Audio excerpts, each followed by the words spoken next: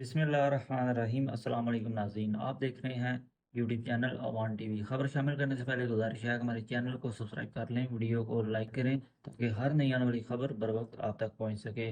ناظرین، ایک اہم اپڈیٹ آپ کے ساتھ شیئر کرنے جا رہے ہیں گجرات کی سیلابی جو صورتحال ہے اس حوالہ سے۔ گجرات شہر سے جو تعلق رکھنے والے ایک اہم رہنما مسلم لیگ نون کے سابق ایم پی اے اور سابق میئر گجرات حاجی ناصر محمود کی جانب سے ایک اہم بیان سامنے آیا ہے۔ ان کا کہنا ہے کہ ضلعی انتظامیہ نے سیلابی پانی نکالنے کے لیے جتنی مشینری لگائی ہے وہ مشینری اور ورکر میرے حوالے کریں، 5 گھنٹے میں شہر میں کھڑا سیلابی پانی ختم کر کے دکھاؤں گا۔ ایک بڑا دعویٰ ان کی جانب سے کیا گیا ہے، ایک بڑی آفر دی گئی ہے ضلعی انتظامیہ کو۔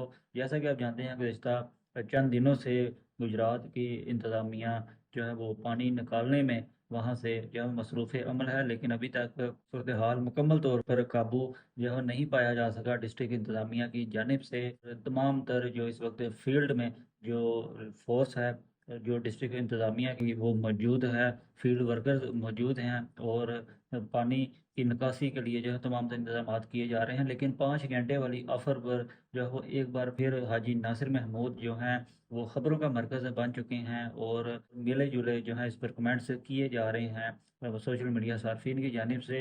ان کی جانب سے مزید کہنا تھا کہ شہر میں سیلابی پانی کی وجہ سے ابتر صورتحال ہو چکی ہے۔ ناظرین، اپنی رائے سے کمنٹ باکس میں ضرور آگاہ کیجیے گا۔ اگلی ویڈیو تک کے لیے دیجیے اجازت، اللہ حافظ۔